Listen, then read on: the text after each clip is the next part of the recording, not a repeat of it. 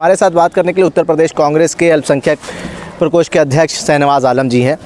शाहनवाज़ आलम जी, सबसे पहला सवाल यही रहेगा कि बीजेपी लगातार जो है मुसलमानों को साधने का प्रयास कर रही है, कभी सम्मेलन करा रही है, कभी कौमी चौपाल लगा रही है, कैसे देखते हैं इसको? एक भी उनका कार्यक्रम सफल नहीं हुआ है। अभी पसमानदा वाला ये लोग कुछ करने जा रहे थे, अखबारों में छपा कि ऐसा होने जा रहा है, लेकिन किसी अखबार में फ़ोटो नहीं छपा, कहीं इनका कोई कार्यक्रम नहीं हो पाया। तो ये बीच बीच में झांसा देने की कोशिश करते हैं, लेकिन मुसलमान उत्तर प्रदेश का अक़लियत समझदार है, इनके झांसे में कोई आ नहीं रहा है। तो उसी तरह से ये इनका कार्यक्रम भी विफल होगा। अगर कहीं कार्यक्रम हो भी जाता है तो पता करिए कि कौन लोग हैं, वास्तव में उसी समुदाय के लोग हैं जिनके बीच ये काम करने जा रहे हैं। आप अगर पता करेंगे तो पता चलेगा दूसरे लोग हैं।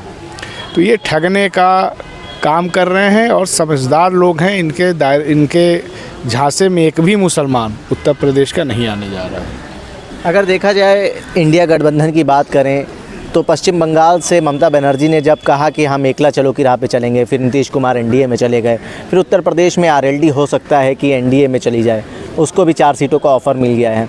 तो कैसे देखते हैं उत्तर प्रदेश में जो राजनीति समीकरण बन रहा है? देखिए, ममता जी अभी इंडिया गठबंधन में ही हैं। मीडिया हाइप दे रही है और मीडिया किसके पक्ष में काम करती है आप भी जानते हैं। नीतीश जी के बारे में पार्टी को अंदाज़ा था, इसीलिए नीतीश जी को कन्वीनर नहीं बनाया गया और कांग्रेस पार्टी भांप गई थी कि कभी भी धोखा दे सकते हैं। तो एक तरह से पार्टी को पहले से पता था और इसीलिए पार्टी ने उनको कन्वीनर नहीं बनाया था। जहाँ तक उत्तर प्रदेश की बात है, आप देखिए इंडिया गठबंधन की तरफ से माननीय अखिलेश यादव जी को भी चिट्ठी भेजी गई है, वो इस यात्रा में शामिल हो रहे हैं। और इससे पहले जब भारत जोड़ो यात्रा पश्चिमी उत्तर प्रदेश में गई थी तो जयंत चौधरी जी के लोग भी वहाँ पे आए थे। हम ये मान सकते हैं कि उत्तर प्रदेश में बहुत से ऐसे दल हैं जिन पे दबाव डाल करके भारतीय जनता पार्टी उनको इंडिया गठबंधन से दूर करने की कोशिश कर रही है। बहुत सारे लोग हैं जो उस दबाव में आ भी जाते हैं। तो भारतीय जनता पार्टी हर तरह से हथकंडा अपनाने की कोशिश कर रही है, लेकिन जो इस चुनाव में आप देखेंगे इसमें कांग्रेस पार्टी का गठबंधन पार्टियों से बाद में है, आवाम से पहले है, जनता से पहले है। भारतीय जनता पार्टी इसीलिए डरी हुई है। जैसे ही यात्रा राहुल जी की बिहार में गई, उन्होंने अपने आदमी से कह करके पाला बदलवा लिया, तो उन्हीं के आदमी थे। उत्तर प्रदेश में भी ऐसी कोशिश कर रहे हैं। इसका मतलब ये है कि मोदी जी राहुल गांधी जी की इस यात्रा से डरे हुए हैं।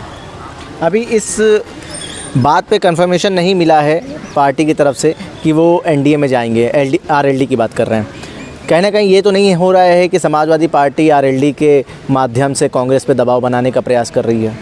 नहीं, इंडिया गठबंधन में सब कुछ ठीक है। देखिए, विचारधारा की बात है। जिसकी विचारधारा सेकुलर होगी उनको मालूम है कि हम सबको एक साथ मिल करके कांग्रेस पार्टी के नेतृत्व में इस लड़ाई को लड़ना है। वैचारिक कमज़ोरी होगी तो जाहिर सी बात है, इस तरह की चीज़ें होती हैं।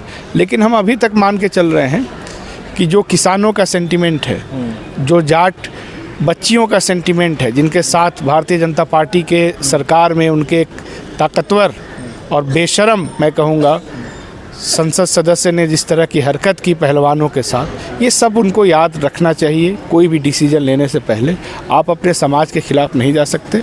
और हम लोग अभी तक ये उम्मीद कर रहे हैं कि वो एक सैद्धांतिक पोजीशन लेंगे। जाट जो बेटियां हैं, हमारी बहनें हैं, उनके पक्ष में वो स्टैंड लेंगे। तो अभी कुछ भी कहना बहुत जल्दबाजी होगी, लेकिन हम मान के चलते हैं कि वो एक संवेदनशील व्यक्ति हैं और अपने समाज के हित को समझते हैं। जब हम लोगों के बीच में जाते हैं, ख़ास तौर से मुसलमानों के बीच में, तो उनका कहना होता है कि जब हम इंडिया गठबंधन की बात करते हैं तो उसमें कोई भी मुस्लिम पार्टी नज़र नहीं आती है। तो क्यों नहीं असदुद्दीन ओवैसी को शामिल करा जाता है, क्यों नहीं बदरुद्दीन अजमल को शामिल करा जाता है? देखिए, अगर उनकी स्थिति ऐसी होगी कि हमको शामिल होना चाहिए तो निश्चित तौर पे हम लोग शामिल करेंगे, कोई पाबंदी तो है नहीं। लेकिन उत्तर प्रदेश में एमआईएम का कोई उस तरह से सामाजिक जनाधार नहीं है। तेलंगाना में कर लेना चाहिए था। तेलंगाना में हम खुद सक्षम थे और हम पूर्ण बहुमत के साथ सत्ता में आ गए। तो दारी क्यों नहीं मिल रही मुस्लिम पार्टियों को? नहीं, क्यों नहीं मिल रही है? मुसलमान पूरे देश में, आप देखिए, अगर आप तेलंगाना की ही बात कर लीजिए, कर्नाटका की बात करिए, तो मुसलमानों ने एक तरफा कांग्रेस पार्टी को वोट किया। कांग्रेस पार्टी तो हर समाज की, जो कमज़ोर समाज है, उसका खुद प्रतिनिधित्व करती है। तो इसमें किसी और के लिए जगह कहाँ है? दूसरी बात, अगर उत्तर प्रदेश में ये दोनों पार्टियां होती, अगर एमआईएम यहाँ पे होता तो निश्चित तौर पे एक सवाल बनता था। यहाँ तो उनका कोई वजूद भी नहीं है, तेलंगाना के बाहर कोई वजूद नहीं है, और तेलंगाना के मुसलमानों ने दिखा दिया कि वो किसके साथ है। तो सिर्फ कहने के लिए रिप्रेजेंटेशन की बात नहीं होती है, आप उनके मुद्दे पे कितना बोल रहे हैं, कितना लड़ रहे हैं, ये भी मायने रखता है। और लोग देख रहे हैं कि राहुल गांधी, प्रियंका गांधी जी, गांधी परिवार हर उस सैद्धांतिक सवाल पे, संवैधानिक सवाल पे कमज़ोर तबकों के साथ खड़े हैं जिनके खिलाफ बीजेपी काम कर रही है। तो लोगों को पता है कि असदुद्दीन ओवैसी नहीं, राहुल गांधी मुसलमानों का सवाल उठा रहे हैं, प्रियंका गांधी मुसलमानों का सवाल उठा रही हैं, इसीलिए मुसलमान कांग्रेस के साथ है। कांग्रेस तो कहती है हम धर्म और जाति की राजनीति नहीं करते।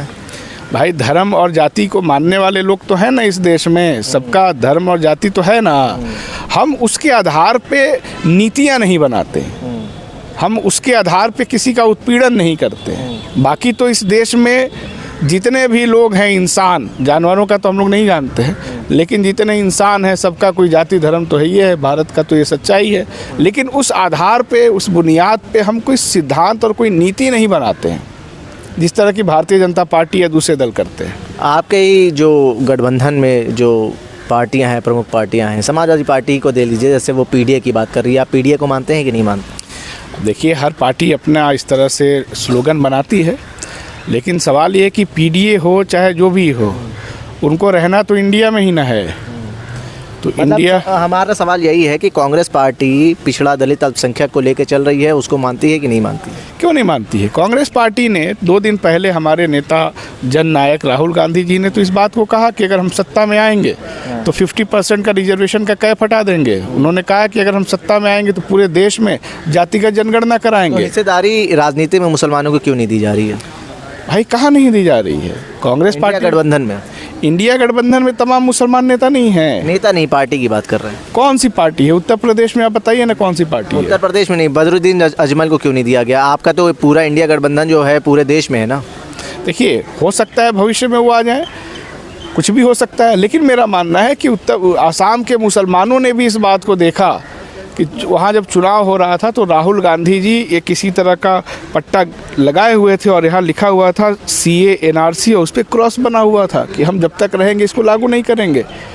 तो मुसलमान तो देख रहा है कि राहुल गांधी उनकी बात कर रहे हैं, तो राहुल गांधी के साथ रहेगा, कांग्रेस के साथ रहेगा, किसी अजमल साहब के साथ या किसी और साहब के साथ उसको पूरा भरोसा नहीं हो पा रहा है ना। तो जब हम उनके साथ खड़े हैं तो जाहिर सी बात वो हमारे साथ रहेंगे। नहीं मानते कि तेलंगाना में AIM का जनाधार है, या आसम में अगर जनाधार होता तेलंगाना में तो ये तो KCR के साथ लड़े थे मिल करके, तो KCR तो सत्ता में आ गई होती। इसका मतलब है तेलंगाना के रिजल्ट ने बता दिया कि वहाँ का मुसलमान कांग्रेस पार्टी के साथ है, तेलंगाना में MIM के साथ नहीं है वो। जब हमको मुसलमानों का इस तरह का एक तरफा समर्थन मिला है तो इसका मतलब ये है कि वो MIM को KCR के अलायंस में पसंद नहीं कर रहे थे। हम अकेले लड़े, हम जीत गए, तो उनकी ज़रूरत क्या थी वहाँ पे? ठीक है, बहुत शुक्रिया बात करने के लिए। धन्यवाद। हमारे साथ बात करने के लिए उत्तर प्रदेश कांग्रेस अल्पसंख्यक प्रकोष्ठ के अध्यक्ष शहनवाज आलम जी थे, जिन्होंने तमाम मुद्दों पे बात करी। जनसंदेश टाइम्स के लिए कैमरा पर्सन जिशान खान के साथ आकिब मिराज खान, लखनऊ।